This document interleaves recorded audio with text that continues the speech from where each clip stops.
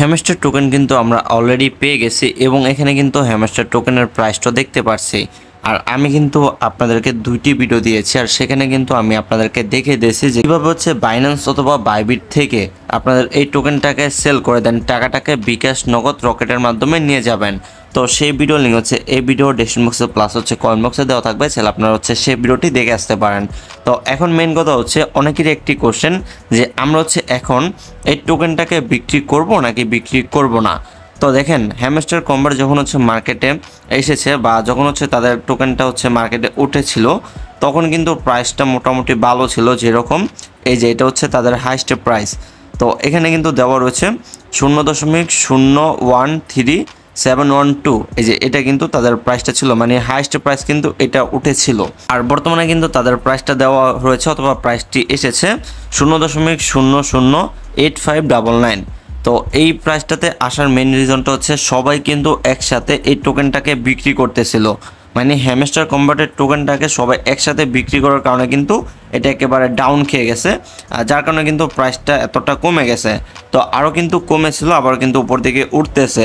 রিজনটা হচ্ছে এখন কিন্তু মানুষ কম বিক্রি করতেছে, কারণ দামটা কমে গেছে খুবই, যার কারণে কিন্তু অনেকেই বিক্রিটা কম করতেছে। তো আমরা যদি টোকেনগুলোকে বিক্রি না করতাম তাহলে এত তাড়াতাড়ি কিন্তু মার্কেটটা ডাউন খেত না, আরও কিন্তু উপর দিকে উঠতো। তো সবাই একসাথে সেল করার কারণে কিন্তু মার্কেটটা টোটালি ডাউন খেয়ে গেছে, যার কারণে কিন্তু বর্তমানে যদি আমরা আমাদের হ্যামস্টার টোকেনটা সেল দিতে যাই তাহলে কিন্তু আমাদের লস হবে। অথবা আমরা যদি এখন সেল নাও দিই তো এই টোকেনটার দাম কবে বাড়বে তাও কিন্তু আমরা সঠিক বলতে পারতেছি না।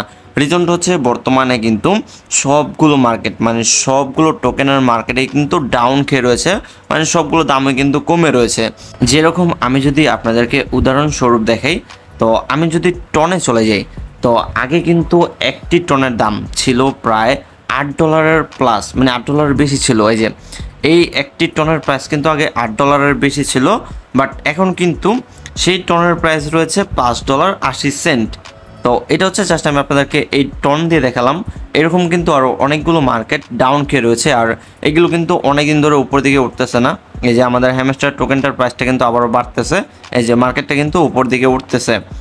তো এটা যে দাম বাড়বে, কবে বাড়বে সেটা কিন্তু সঠিক জানি না, বাট সবাইকে যেহেতু কম করে টোকেন দিয়েছে, আমার যতটুকু ধারণা 100% মার্কেটটা হচ্ছে উপরে যাবে, 100% মার্কেটটা কিন্তু উপর দিকে উঠবে, কারণ সবাইকে কিন্তু অনেক কম টোকেন দিয়েছে। তো আশা করা যায় মার্কেটটা খুব তাড়াতাড়ি উপর দিকে উঠবে অথবা এই টোকেনটার প্রাইসটা বাড়বে। তো এখন কিন্তু এটা রয়েছে, তো আমি হচ্ছে সেল করব যখন হচ্ছে 0.02 হবে, তখন হচ্ছে আমি সেল করব, অথবা যখন হচ্ছে আমার মনে চাইবে তখন হচ্ছে আমি সেল করে দেবো। তো আমি কিন্তু টোকেনগুলোকে হোল্ড করে রেখেছি, কারণ আমার আপাতত কিন্তু কোনো টাকার প্রয়োজন নেই।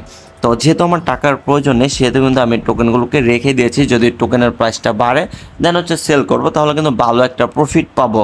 বাট এখন সবাই একসাথে সেল করতেছে, মার্কেটটাও ডাউন খেয়ে রয়েছে, তো এখন যদি আমিও সেল করি তাহলে তো আমিও লস খেলাম। তো যার কারণে হচ্ছে আমি এখন সেল করব না, আমি হচ্ছে হোল্ড করব। এখন মেইন কথা হচ্ছে আপনারা সেল করবেন নাকি হোল্ড করে দেবেন, মানে হোল্ড করে রেখে দেবেন, এটা হচ্ছে সম্পূর্ণ আপনাদের ইচ্ছা, আপনাদের মন, আপনাদের ইচ্ছা। কারণ লস খেলো আপনার, লাভ হলো আপনার। যেরকম ডক্সের দামটা কিন্তু একেবারে কমই রয়েছে, ডক্সে কিন্তু আমি নিজেও লসে রয়েছি। আমি যে টোকেনটা পেয়েছিলাম সেটাকে আমি সেল করে নিই, প্লাস হচ্ছে আমি নিজেও কিন্তু $250 টোকেন, মানে ডক্স টোকেন কিনে রেখেছিলাম, সেটার দাম কিন্তু অনেকটাই কমে গেছে, প্রায় কিন্তু আমার $70 মতো লস রয়েছে। তো মার্কেট কবে ঠিক হবে জানি না, তো আপনারা চাইলে হোল্ড করতে পারেন অথবা নাও করতে পারেন, সম্পূর্ণ আপনাদের ইচ্ছা।